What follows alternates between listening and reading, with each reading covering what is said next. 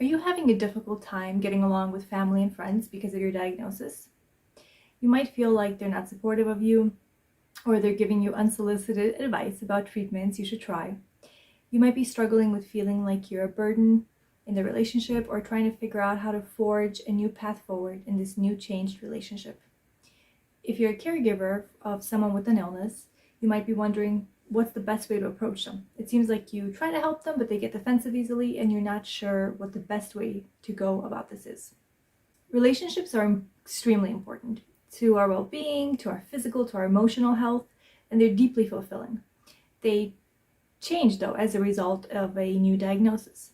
That same fulfillment that relationships bring us can, of course, remain, but we do have to just adjust some things and change some things up. And these adjustments and changes are exactly what I want to talk about in today's video. This video is for both caregivers or family members, as well as those with chronic conditions. Perhaps you could watch this video together and discuss some of these points and how they affect your relationship. I'll share some specific prompts that you could also discuss with your loved ones as the video goes on. People tell me that one of the most frustrating things for them when they're talking about their condition to family or loved ones is when they receive comments along the lines of, "Have you tried yoga or acupuncture or this new supplement? Or have you seen this new study? How about this suggestion?" These kind of comments, although really well-meaning, do tend to hurt. The person that's currently unwell, sometimes it makes them feel like they're the ones to blame.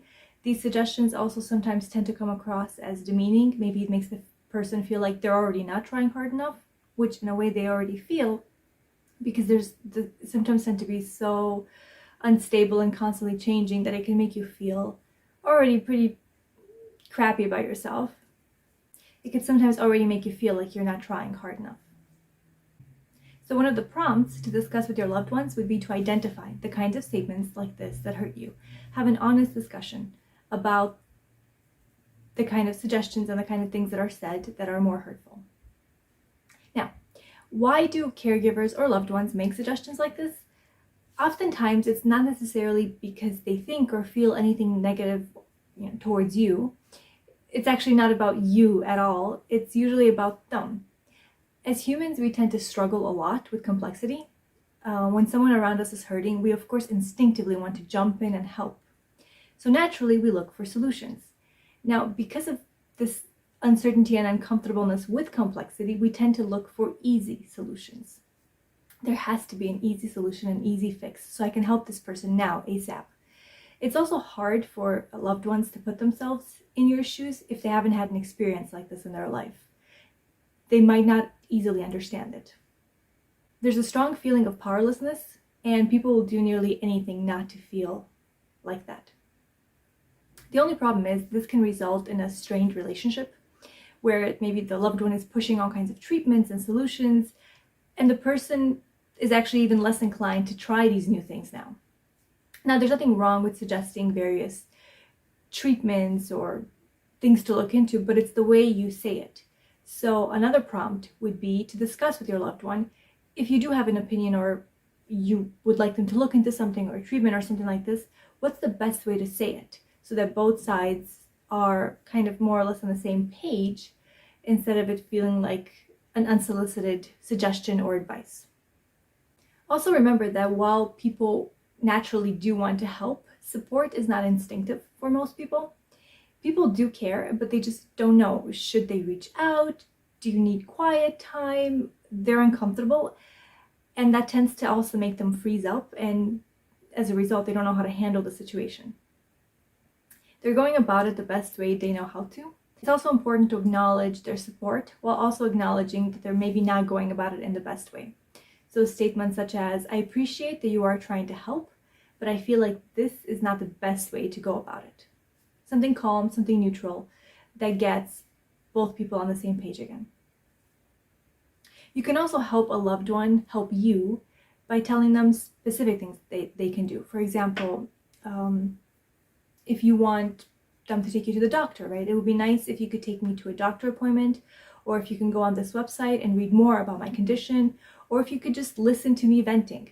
Also, it's useful to specify, sometimes I just want you to listen to me venting, and I don't want solutions. I just want you to hear me talk about my feelings, and I want to do that in an open space where you can just listen to me without providing solutions. That's extremely important.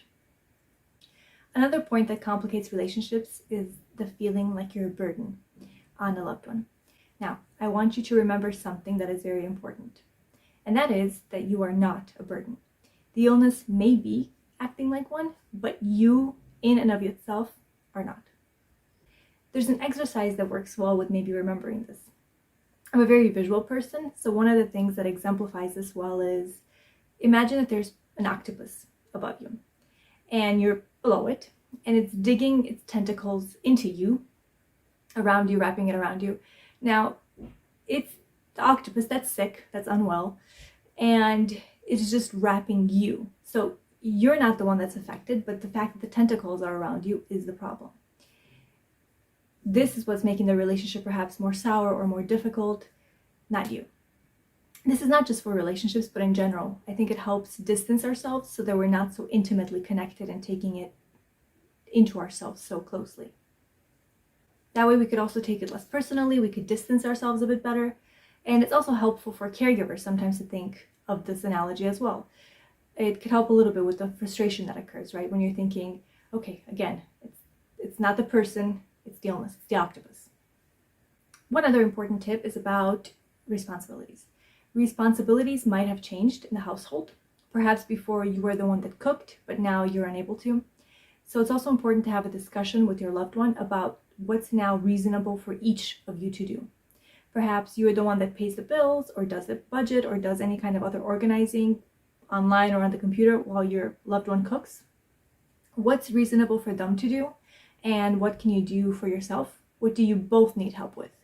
Is there perhaps someone in the community or a friend or somebody else, or maybe perhaps paying someone that can come and help with some of the other things that you need help with, so that responsibilities still are not just overwhelmingly fallen on the loved one.